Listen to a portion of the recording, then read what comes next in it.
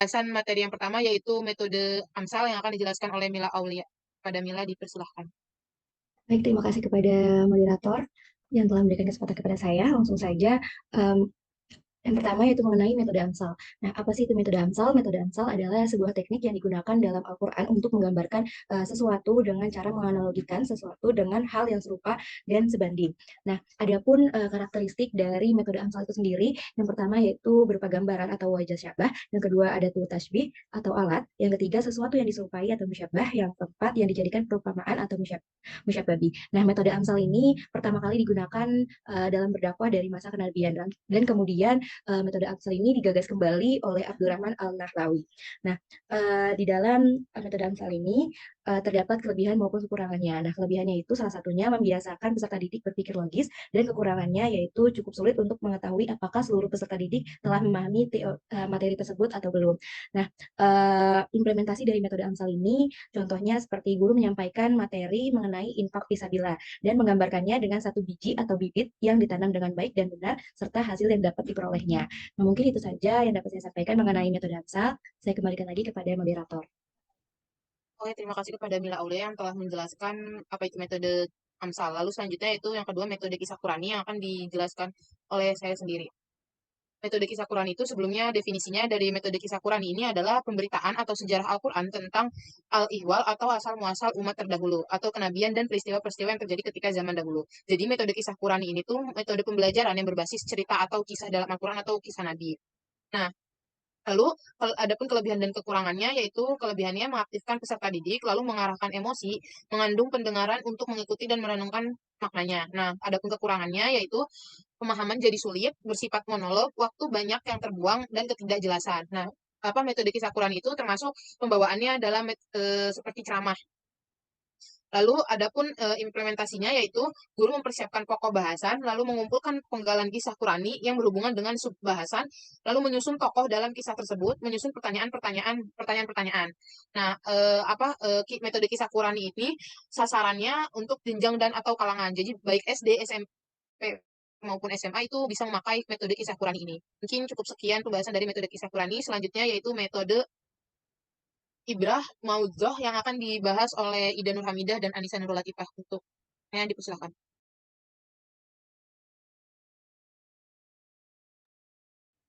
Oke, baik.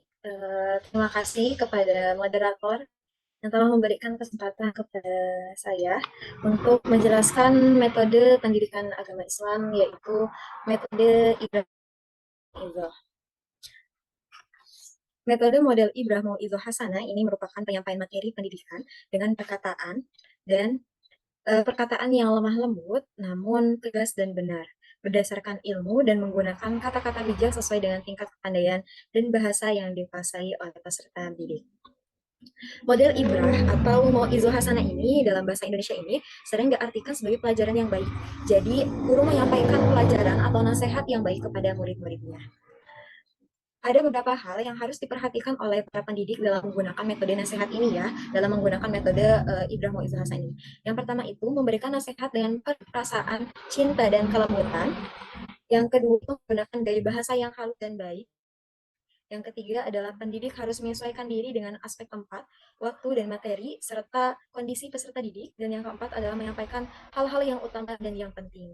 Kita tahu bahwa guru itu sebagai suri teladan bagi muridnya, maka seorang guru harus dapat perkataannya, menjaga sikapnya melalui metode Ibrah Mau'izah Hasanah ini. Guru dapat menyampaikan nasihat kepada peserta didik dengan kelembutan dan nasihat-nasihat baik. Mungkin untuk selanjutnya pembahasan mengenai kekurangan dan kelebihan metode Ibrah Mau'izah Hasanah ini akan disampaikan oleh teman saya selanjutnya, Ida Nurhamidah. Izin melanjutkan untuk kelebihan dan kekurangan metode Ibrah. Nah, yang pertama yaitu kelebihan dari metode Ibrah itu ya ada mempersingkat waktu untuk guru PAI agar bisa menyampaikan bahan materi itu dengan sebanyak-banyaknya.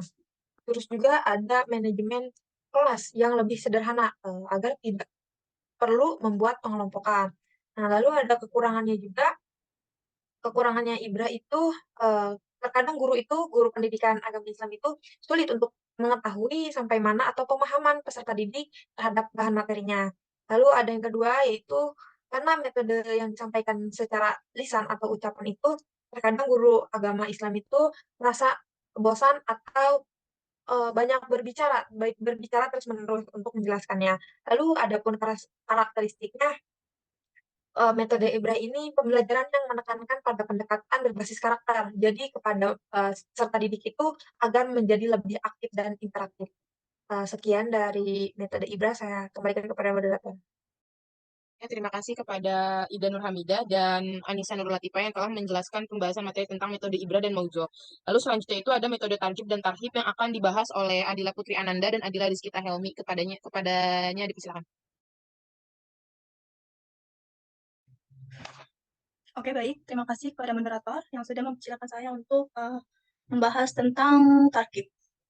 Nah, untuk targhib, definisi targhib tersendiri yaitu seperti ganjaran atau pemberian ataupun imbalan ya untuk mendorong atau memotivasi mencintai kebaikan.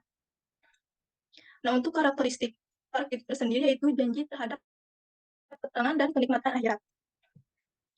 Nah, maka kata targhib ini berasal dari kata rubah yang dimana kata rubah itu berarti cinta, senang kepada yang baik. Maka dari itu targhib ini mendorong atau memotivasi diri untuk mencintai kebaikan. Nah, untuk mengimplementasi tersendiri dari metode ini yaitu seperti dari segi akidah, dari segi ibadah, dan juga dari segi bidang akhlak. Nah, untuk implementasi dari segi bidang akidah yaitu misalnya kita bila beriman kepada Allah dan hari akhir, maka kita akan mendapatkan pengampunan dari Allah. Nah, untuk segi dari ibadah yaitu misalnya kita selalu berwudu nih. Setiap kali hendak sholat, nah maka kebersihan dan kesehatan badan kita akan terpelihara dengan badan yang sehat ini. Nah, yang ketiga ada bidang dalam akhlak. Misalnya kita berakhlak baik pada orang lain. Nah, maka ia akan diperlakukan baik oleh orang lain dan memperoleh kemudahan dan berurusan dengan orang lain pun akan membawa keberuntungan. Nah, untuk kelebihan dan kekurangan metode targhib ini itu seperti memotivasi siswa ya tentunya, dan juga memberikan pengaruh yang cukup besar terhadap anak didik dan dapat menjadi pendorong bagi anak-anak didik lainnya. Nah, untuk kekurangan metode targhib ini atau ganjaran yaitu dapat menimbulkan dampak negatif apabila guru melakukannya secara berlebihan ya. Itu kayak seperti sombong kayak gitu. Sehingga mungkin bisa mengakibatkan murid menjadi dirinya lebih tinggi daripada teman-temannya. Intinya dari metode ini yaitu seperti pujian dengan cara memberikan pelajaran dan memberi motivasi untuk kegembiraan dan mendapatkan sukses dalam kebaikan. Mungkin cukup sekian dari metode targhib ini. Selanjutnya saya serahkan pada moderator.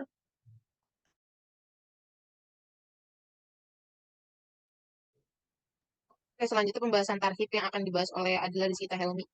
Pada dipersilakan. Baik, izin melanjutkan ya. Metode targhib dan tarhib tadi sudah dijelaskan. Targhib itu kalau dalam pendidikan baratnya itu seperti ganjaran, reward gitu ya. Kemudian yang kedua ada tarhib, itu hukuman, bisa disebut hukuman ataupun punishment. Nah, istilah tarhib ini berasal dari kata rohaba yang berarti menakut-nakuti atau mengancam. Lalu kata itu diubah menjadi tarhib yang berarti ancaman atau hukuman. Nah, hukuman dalam konteks ini maksudnya lebih ke bersifat mendidik gitu daripada menghukum secara fisik. Misalnya seperti guru memberikan nasihat gitu, nasihat yang mendidik, terus bisa tugas tambahan gitu. Pokoknya yang nggak main fisik gitu. Nah, pokoknya metode tarhib ini dalam pendidikan Islam diterapkan untuk memberikan peringatan ataupun ancaman ataupun hukuman yang bertujuan mencegah siswa dari perilaku yang tidak sesuai dengan ajaran agama.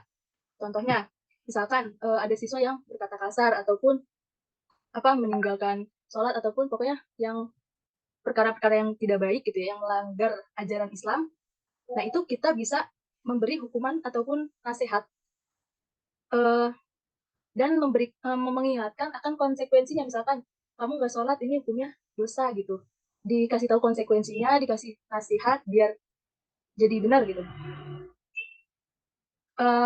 Jadi kemudian ada kelebihan dan kekurangan dari metode tarhib ini, yaitu dapat membuat siswa menyadari konsekuensi dari perbuatan yang salah dan mendorong untuk menghindari perilaku negatif. Kemudian kelemahannya atau kekurangannya, nah jika guru ini terlalu berlebihan atau terlalu keras, dapat menciptakan rasa takut terhadap si anak ini ataupun rasa trauma dan dapat menghambat pembelajaran dan penghayatan agama yang sehat. Jadi intinya dari metode targhib dan tarhib ini, bagaimana guru memberikan pelajaran yang memberikan motivasi positif kepada siswa dengan maksud si anak ini agar selalu melakukan perbuatan baik dan menjauhi perbuatan yang buruk gitu. Kemudian kalau dilihat dari sejarahnya ya, pendekatan ini tuh sudah digunakan oleh Rasulullah dari zaman Rasulullah SAW. Itu beliau memberikan pujian ataupun hukuman ataupun teguran bagi orang-orang yang berperilaku bertentangan dengan nilai-nilai Islam. Nah, mungkin metode ini tuh kalau zaman sekarang kan berkembang terus ya. Itu berkembangnya melalui tradisi pendidikan Islam. Nah, di zaman sekarang ini mungkin bisa digunakan pada tingkat pendidikan formal ataupun non-formal dari SD sampai perguruan tinggi itu masih bisa digunakan, disesuaikan dengan karakter dan kebutuhan peserta didik yang ada. Mungkin cukup sekian tentang metode targhib dan tarhib. Saya kembalikan kepada moderator.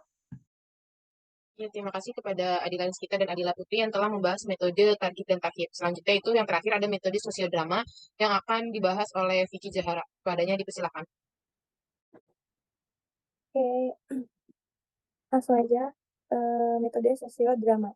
Sosiodrama ialah metode yang mengajarkan dalam pelaksanaan yang bertugas untuk mendramatisasikan situasi sosial yang mengandung suatu masalah agar siswa dapat memecahkan masalah dari situasi sosial. Sejarah metode sosiodrama dalam pembelajaran ditemukan oleh Jacob L. Moreno pada tahun 1930.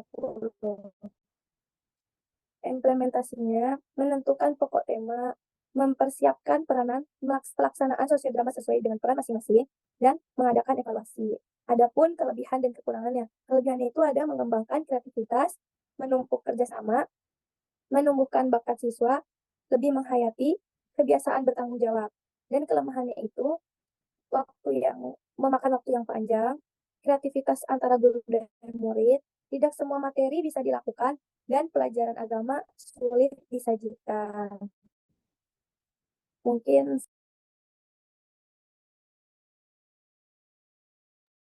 Oke, terima kasih kepada Vicky Zahara yang telah menjelaskan pembahasan tentang materi metode sosiodrama. Mungkin cukup sekian dari variasi metode pembelajaran PAI, yang dimana variasi metode pembelajaran PAI ini tuh ada 5. Yang pertama metode Amsal, lalu kisah Qurani, ada metode Ibra Mozod, ada metode targhib dan tarhib, dan yang terakhir ada metode sosiodrama.